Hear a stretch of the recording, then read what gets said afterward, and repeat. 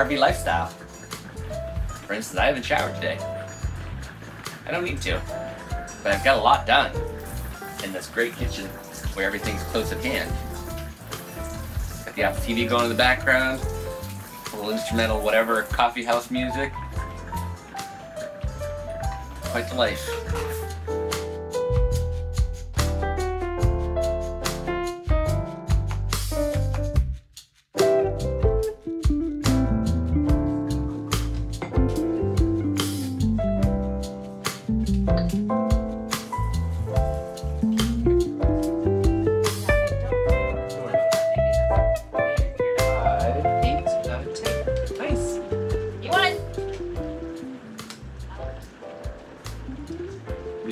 After a name?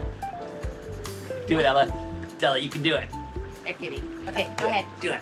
Do it. You want even Stevens? Sometimes we write who wins in the box, but we're gonna start. We haven't done it with this game before, but we're just gonna start. It's fun. I love this game, Struggle for Catan, because you can play it 2 players. It's a card game, or 3 players, or 4 players. If you like Catan, this is a good one. And it's fun when someone new plays a game and maybe only plays it for 1 or 2 times, but they happen to win, and then their name is forever in the box. You write your name once, and then just hash marks afterwards. So.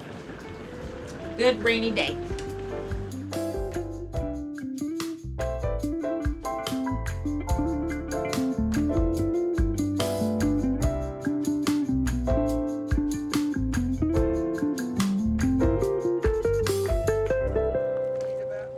I've been wanting to take a drive over here to Plymouth, Massachusetts. Of course, you know that this is where the Pilgrims first landed in 1620 that came and settled New England. This behind me is the Mayflower II. It's an exact replica of the Mayflower ship, and you can tour it. There's lots of things to do around here. We're not going to do too many of them today, but there's some museums. There's Plymouth Plantation, which is a recreated village historical museum that you can tour. And there's Plymouth Rock, which I'll show you in a second, and all kinds of different historical monuments and houses and building sites and farms and things like that. So you could really spend a whole day here if you're interested in Pilgrim and early American history.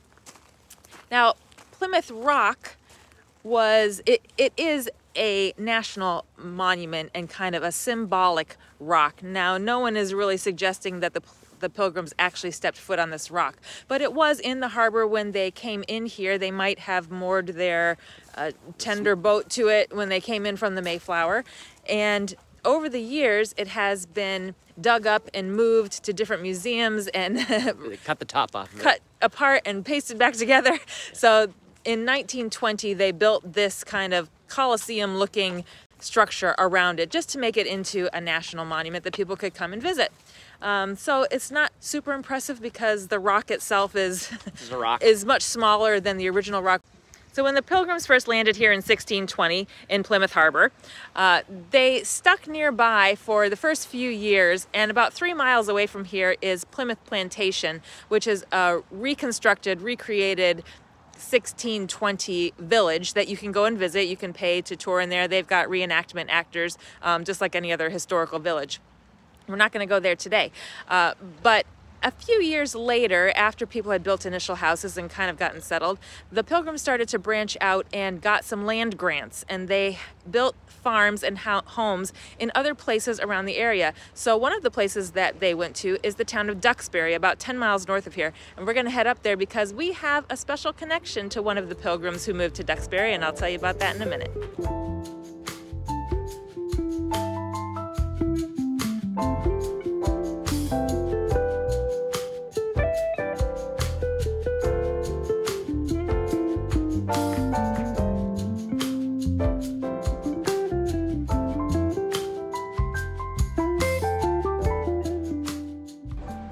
In the nearby town of Duxbury, Massachusetts, is where the original Pilgrim settlers came to start their homes and farms, and their meeting house was built here, and we are standing at the Myles Standish burial ground. This is the oldest maintained cemetery in the country, and many of the original Pilgrims and their descendants are buried here. Now, the sign here says that there are only 128 headstones visible right now in the cemetery, but there's actually over 1,000 people buried here that they could see from x-rays and infrared research that they've done under the ground. So for a long time, this cemetery was overgrown and not maintained. So I think that some of these headstones are not actually at the burial sites of the people, but they know that the people are buried here, and so these stones are more like memorials. But we have a special connection to one of these pilgrims because John Alden, who was one of the original Pilgrim settlers that came over on the Mayflower in 1620, is Jason's 10th great-grandfather. Jason's dad has been working hard on our ancestry, and through his line of the family, he can trace our ancestry back to John Alden through, well, 12 generations from Jason and I, up to John. And John married a woman named Priscilla Mullins, who was also one of the original settlers here. Together they had 10 children, so a very large family. So I've come here to see John Alden's burial site and Priscilla, and this is really special for me because I love to find family history at cemeteries. It's just a hobby of mine, and whenever I'm near a relative's burial site in the country, I go to the cemetery and I mark the grave site on an app called Find a Grave. And so I've got a nice collection now of both sides of our family and all of our burial sites. So I'd want to make sure I collected John Alden. Now, lest you think that this is some high achievement or very special thing that we're related to a Mayflower Pilgrim, because John and Priscilla had 10 children, they have many, many descendants. A genealogist estimate that they have about 1 million descendants just from the two of them. So who knows, you might be related to John Alden as well. If you are a student of classic literature or poetry, you may have heard of John Alden. He's one of the more famous pilgrims, and people know his name because of a poem that was written by Henry Wadsworth Longfellow called The Courtship of Myles Standish. Well, Myles Standish, who this burial ground is named after, was also one of the founding pilgrims that came here on the Mayflower in 1620. And in this fictional poem that Wadsworth wrote, he created a love triangle between Myles Standish, John Alden, and Priscilla Mullins. And apparently John Alden won her in the end.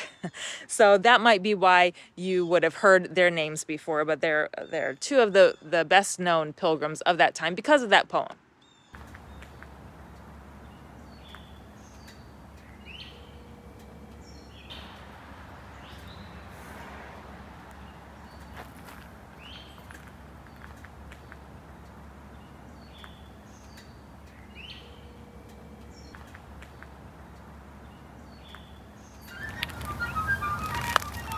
Down the path, join us in stepping back into history.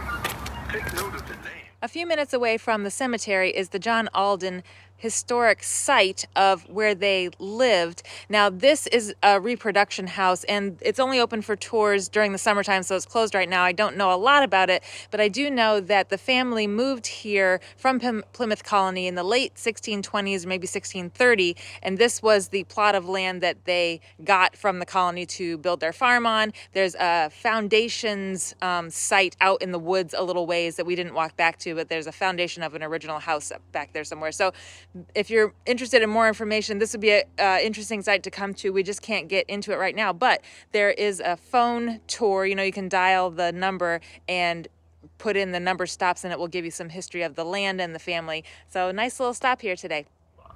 To hear more about the historic events that took place in and around the Alden home. Well, that's it for our little pilgrim history lesson today. So we had some fun delving into our family history and just national history. It's such a fascinating area down here in Plymouth. Until next time, I hope you have a great week. Bye, guys.